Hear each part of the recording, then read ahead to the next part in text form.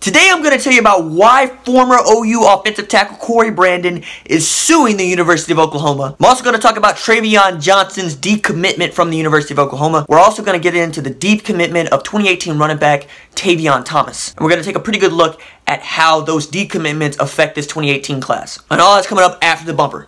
Bumper.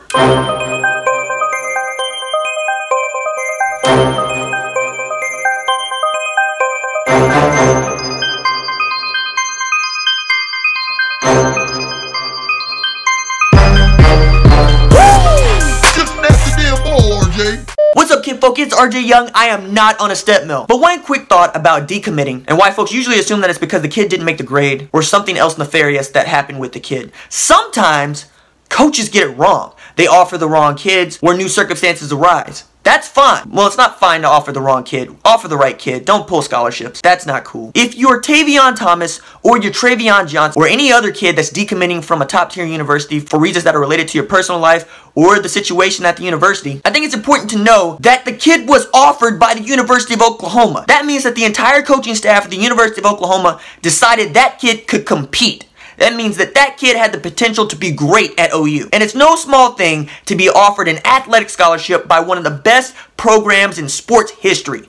If nothing else, a kid gets to stand on that for the rest of his life. And I don't want to hear anything about crowded depth charts because they said the same thing about a scrawny, scrappy kid from Austin, Texas who showed up in Lubbock. You might know his name is Baker. So don't underestimate the kids. So Saturday, Barry Trammell published a column in the Oklahoman detailing why former offensive tackle Corey Brandon is suing the University of Oklahoma. And the basis of his suit has to do with the OU football team's concussion protocol dating in 2009. You might remember that Brandon played at OU from 2006 to 2010.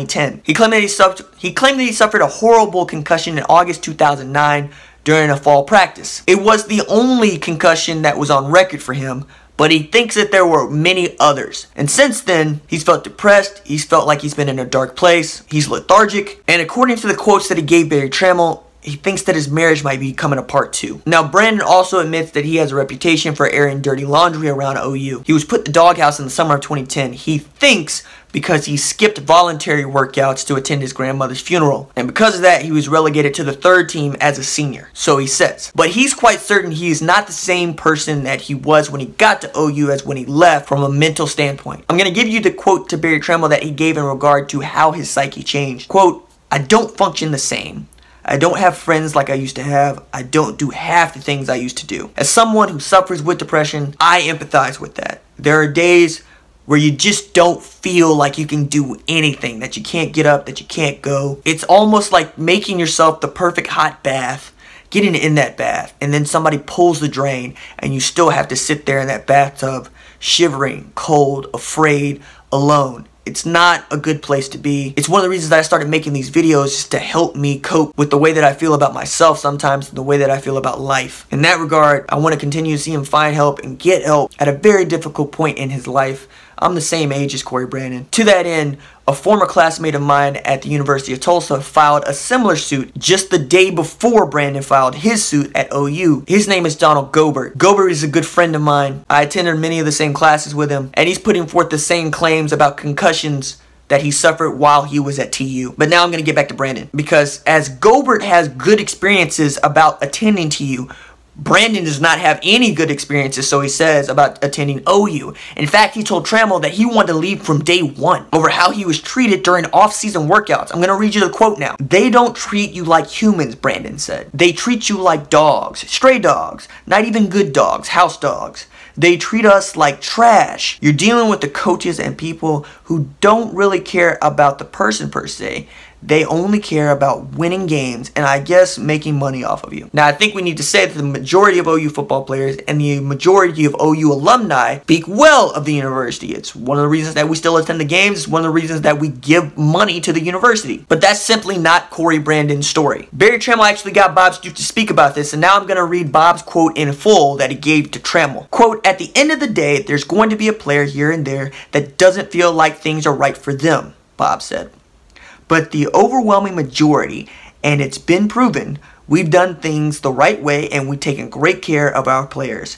The ones that wanted to be taken care of." I'm not saying anything in regard to him. Brandon is in parentheses here. "Never wanted to bring a kid up that played for me personally. But through the years, Players who haven't lived up to those expectations and commitments generally haven't fared well. That's the end of Bob's quote. Now, some of you might not know who Corey Brandon is, so I'm going to fill you in a little bit on who he was at OU. He started 7 games in 2009, which is about half, and he was a starter going into spring practice in 2010. But that missing those weeks of voluntary workouts seemed to be the end of a good thing for Brandon. Joe Castiglione also went on the record defending the doctors and athletic trainers about how they treat players and how they go through concussion protocol even back in 2009. And I need to say that these lawsuits are coming up all over the NCAA against all different universities. I've already mentioned that TU, along with OU, has been hit with one of these class action lawsuits. Oklahoma State hasn't yet, but I'm sure that it's coming. Because concussions are a big deal, and concussion protocol is a big deal. And we all need to be cognizant of how we look at concussions on the field and how we feel about players taking those hits to the head. I think that most people will generally agree that they're not good and we would rather not see them. However, we want the physicality of football to stay in place.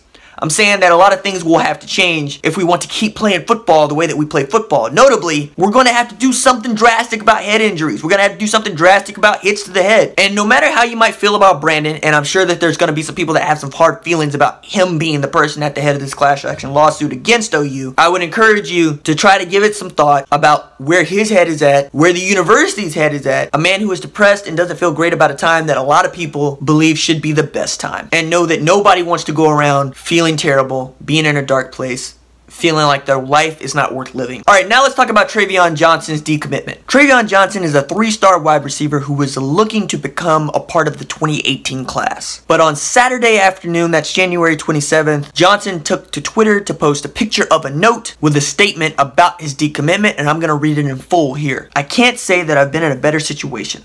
The love and support from the fans, community, and my football family was everything to ask for when it came to searching for a university. But after talking with my family and coaches, I believe it's in my best interest to decommit from the University of Oklahoma. Much love to the OU family. First, for OU, I don't think that this is a particular big deal. We're pretty set at wide receiver as it is. You might remember that Marquise Brown and CeeDee Lamb are still there and we're still fine. We've also got Quaylon Crawford, Condarius Taylor, and Jalen Robinson coming in that could all play that wide receiver spot, so we're not hurting there. Perhaps it's also worth considering that if the coaching staff decided that they could do without Johnson, and Johnson had a standing offer that he couldn't commit to that would work for him, that it was best for everybody to go their separate ways. And this also might mean that the OU football staff has its eye on a couple of other prospects that it thinks it could land that it didn't think that it could land, let's say, a week ago. All of this is also interesting when you consider that Dwayne Orso-Bacchus declared for the NFL draft earlier last week. Orso-Bacchus was a junior, but he'd be coming back for his 5th year and decided to just go ahead and enter the draft. Orso-Bacchus was expected to be a standout defensive end and played that position in 2015 and 2016 before moving to the offensive line,